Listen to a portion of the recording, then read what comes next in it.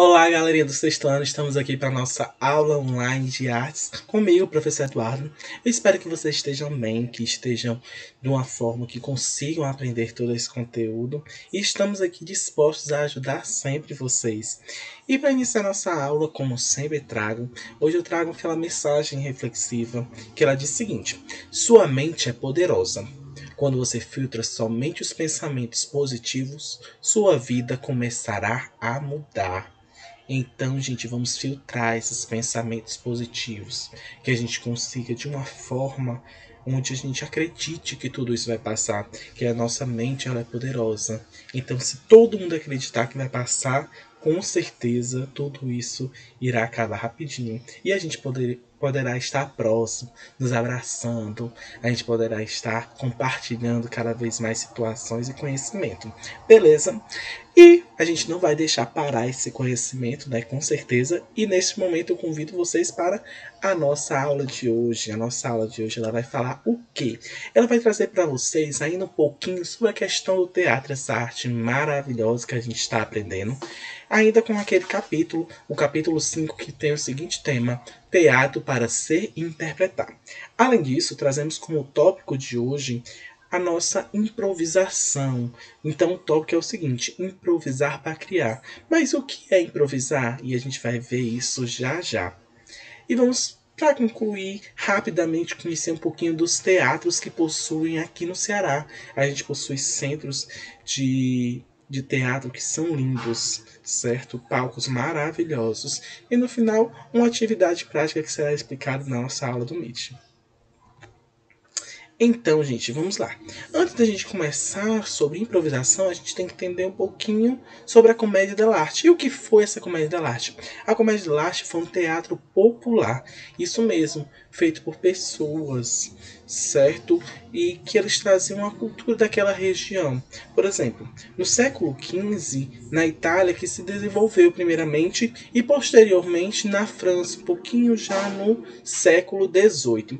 E a comédia dell'arte ela veio para quebrar totalmente os parâmetros do teatro erudito, o teatro das pessoas que tinham uma classe mais rica, certo? Então ela veio como uma cultura popular, a cultura do povo mesmo.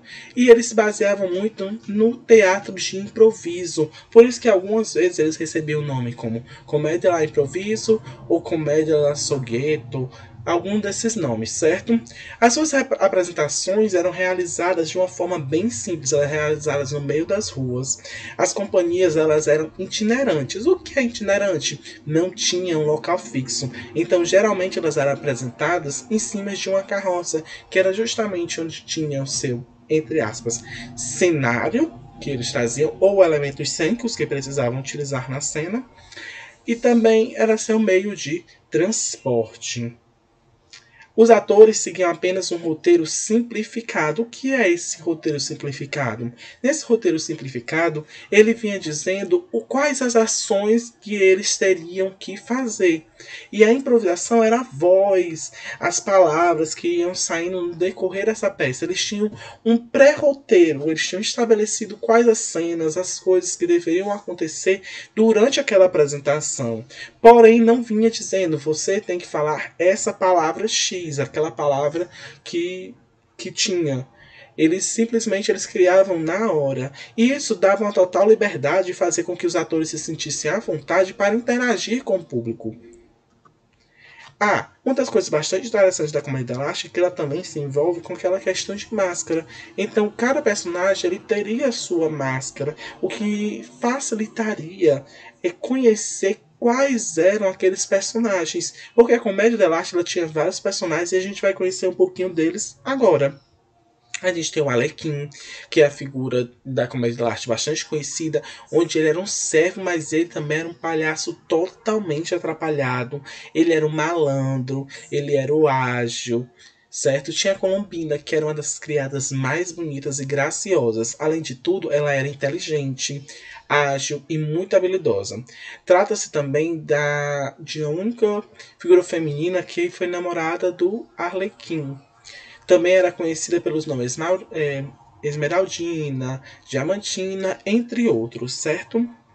E aí tem o Pantalone ou Pantaleão, que representava um velho rico, conservador, autoritário e muito, como a gente diz aqui no cearense, mão de vaca, né? Avarento.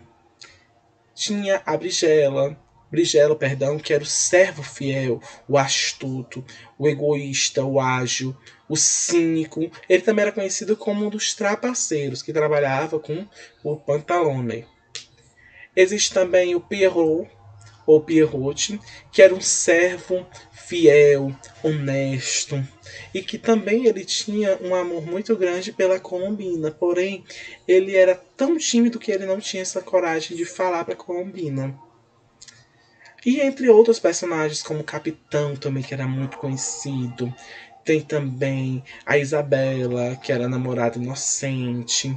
Tem o Horácio, que era o namorado ingênuo, fútil, atraente, vaidoso, aquele que era movido pela paixão. E tem vários outros personagens. O engraçado e interessante é que cada máscara, cada ator desse, ele tinha essa máscara, como eu falei para vocês. E essa máscara tinha características muito marcantes, que eram bochechas grandes, algumas. Outro era um rosto bem delicado, outro era um nariz bem grandão. Então todos eles tinham uma característica muito interessante em relação a essa máscara. Mas a gente está falando aqui um pouquinho sobre a questão do improviso. Sobre essa questão de improvisar que já foi feito desde a Idade Média. Então, há muito tempo que esse improviso ele vem sendo trabalhado. Mas o que é o improviso? E aí a gente foi com essa carinha desse gato aí. O que é improviso? E aí, gente, para vocês, o que é improviso? Então, vamos pensar em um minutinho, deixar vocês à vontade para pensar, mas vamos lá para saber o que é improviso, improvisação. A improvisação ela está no âmbito do teatro, da dança, entre outros âmbitos. A improvisação ela é uma atividade de fazer ou executar algo que não estava sendo planejado, que não era planejado de antemão. A improvisação nas artes de espetáculo é uma performance muito espontânea. É tipo assim, eu tenho aquele tal roteiro, mas eu quero falar isso na hora. Por exemplo, uma cena de morte. E aí eu criar as palavras que vão vir naquele momento. É um improviso, né? E ele não tem a preocupação específica. Às vezes ele possui roteiro e às vezes ele não possui roteiro. Isso também dentro da dança, dentro do âmbito do teatro. Eduardo, como é aplicado isso na dança? Por exemplo, tal hora você tem que pegar uma flor que está no chão. Certo, mas os movimentos que vão vir antes dele e após esse pegar a flor do chão, o que vai ser? Então pode vir a capacidade criativa. Ou dentro do âmbito do teatro, alguma coisa saiu do roteiro, algum ator esqueceu alguma fala, e aí existe o processo de improvisação, que é fazer com que a contextualização da peça permaneça acontecendo, mesmo sem aquela pessoa ter feito aquela ação. Então, continua a ser a peça, continua a contextualização daquilo que está acontecendo, de algo que você quer transmitir, mas com palavras, outras palavras, ou com algum acontecimento que também não estava pré-estabelecido. Deu para entender, galera? Então, uma das coisas essenciais para tudo isso acontecer é a criatividade. O improviso ele exige que a pessoa seja rápida, que a pessoa tenha uma imaginação que possa conseguir criar algo rapidamente.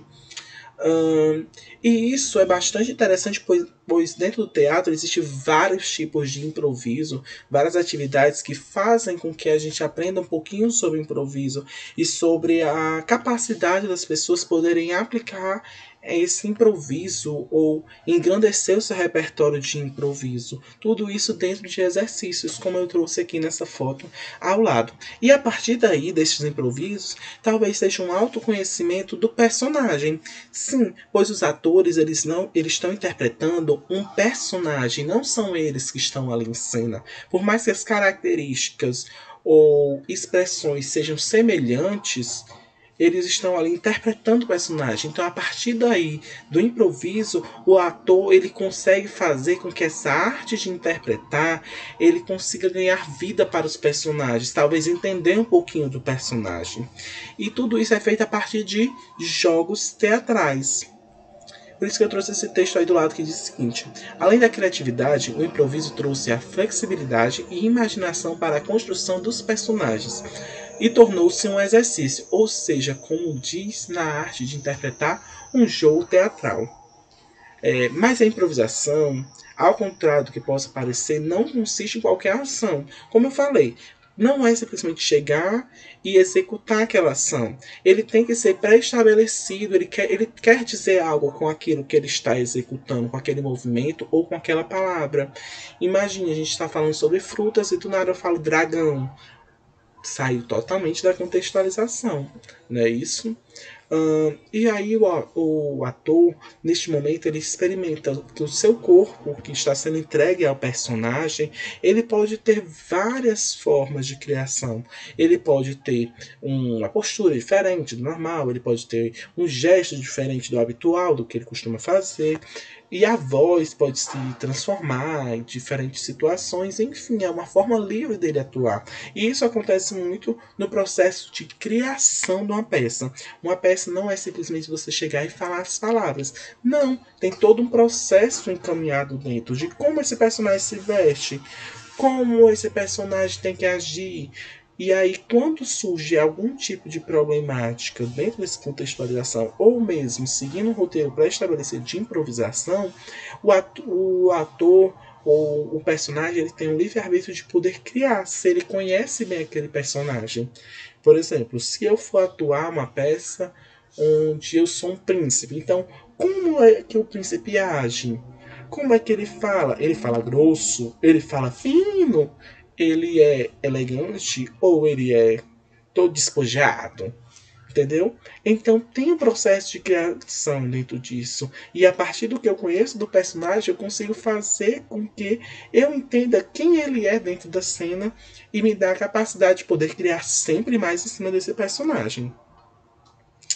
E aí existe um grupo bastante conhecido que é o grupo Tá na Rua. O grupo Tá na Rua, ele sob a direção de Almir Haddad, ele simplesmente apresenta em locais públicos. Ele leva uma ideia muito semelhante com o que a gente viu aonde? Isso mesmo, lá na Comédia dell'Arte. Então vamos ver aí, ó, como o teatro ao passar do tempo, mas ele carrega um pouquinho das origens do que aconteceu no século XV, XVI, XVII e XVIII com a Comédia dell'Arte. E tem bastante coisa interessante ainda dentro da Comédia dell'Arte que a gente ainda não comentou. Foi só mesmo para dar uma recapituladazinha por cima. E aí ele traz um improviso, o grupo Tá na Rua, com bastante simplicidade. Você pode observar até mesmo pelas vestimentas deles aqui do lado. E eles contam muito com a participação do grupo, do público que está ali assistindo. O grupo ele se torna parte daquela cena. Então é bastante interessante. Então, o público ele faz parte deste espetáculo, é um dos elementos essenciais para esse processo criativo do que eles estão executando naquele determinado momento. Então, já que a gente já sabe um pouquinho sobre teatro, a gente já viu teatro na Grécia, na Roma, a gente viu um pouquinho sobre máscara, o processo de construção de uma máscara, por que, que ela se torna importante, a gente agora tem que conhecer um pouquinho sobre o teatro aqui na nossa cidade, na nossa região. A gente tem que se conhecer um pouquinho da cultura, do que se passa, onde é que vocês podem assistir teatro. E foi por isso que eu trouxe esses slides aqui para vocês, onde ele vai comentar um pouquinho sobre o teatro cearense. Então, quais são os locais de centros culturais que eu posso ir, que eu posso prestigiar pós-pandemia. Então, eu vou trazer aqui para vocês, para iniciar, o Centro Cultural Dragão do Mar, gente. O Centro Dragão do Mar de Arte e Cultura, ele se localiza em Fortaleza, bem no centro. E ele possui um. Ele é muito grande, ele é muito espaçoso e ele tem várias coisas dentro desse centro cultural. A gente tem mais de 30 mil metros quadrados dedicado apenas para este local e possui atrações como o Museu do Cultural Cearense, Museu de Arte Contemporânea do Ceará, Planetário, que é magnífico, Teatro Dragão do Mar, que é justamente um dos palcos maravilhosos, salas de cinema, anfiteatro, espaço, enfim, tem vários locais lá dentro do Dragão do Mar e ele sempre traz muitos shows. sempre traz muitos shows, interação, ele sempre é rodeado de cultura, é um espaço completamente incrível. Tanto é bonito de se ver, de se estar, como também tem atrações e sempre movida por cultura. Lembrando que nessa época de pandemia, o Dragão do Mar não está funcionando da forma como devia, já que traz muita aglomeração para assistir essas peças, enfim. Mas é lindo e eu aconselho bastante quem puder, pós-pandemia, conhecer um pouquinho desse teatro, assistir as apresentações que tem lá, que são lindas, muitas delas são gratuitas. Então convido vocês para poder prestigiar um pouquinho disso. O teatro que eu tive o prazer de conhecer foi o Teatro São João. Esse teatro ele se localiza na cidade de Sobral, um pouquinho distante. Mas é um teatro lindo. Toda a arquitetura dele, magnífica, conservada e muito atraente. Ela foi criada em 1875 com a finalidade de simplesmente promover o desenvolvimento cultural da cidade. Então foi construída por Domingos Olímpio. Para quem ainda não conheceu, mas vocês vão conhecer, ele é o autor de Luzia Homem, com certeza vocês vão ver isso nas disciplinas de literatura ou português. E foi ele que criou, né? Ele que constituiu. E teve várias apresentações de artistas, enfim. É um teatro magnífico, grande, estrutura muito legal e bastante interessante. Tem outro teatro também, que é o São José, que é um teatro brasileiro localizado na cidade de Fortaleza. Está localizado na praça chamada Cristo Redentor, bem no centro também, inaugurada em 1915, possui seu próprio grupo teatral, tendo finalidade acolher grupos de teatro da cidade, e lá se encontra o Museu do Maracatu. O Teatro São José é bem histórico, tem sido tombado pelo município em 1988. Bastante interessante, também possui uma estrutura muito linda que vocês podem ver aqui do lado. Tem um teatro também, Carlos Câmara, que ele também faz parte hoje de Fortaleza, e ele tem a gestão do governo do estado do Ceará por meio da Secretaria de Cultura do Estado. Passar um pouquinho. Gente, quem não ouviu falar de Chico Anísio? Pois bem, tem um teatro aqui no Ceará que ele é dedicado para ele. É localizado na cidade de Fortaleza também, no Benfica, e é fundado pelos irmãos do Chico Soares e Jardes Soares, justamente os irmãos do Chico Anísio, eu acho. Não, perdão, não são. Em 1991. Pois bem, gente, esse teatro ele promove principalmente a questão do museu de humor. Ele traz bastante essa questão humorística do teatro cearense.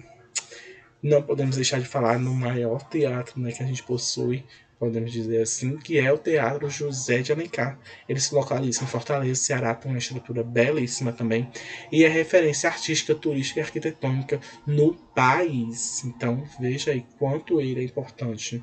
Além disso, por meio de construções e equipamentos de anexo, é considerado um grande espaço aglutinador de pesquisa, formação, produção e difusão artística.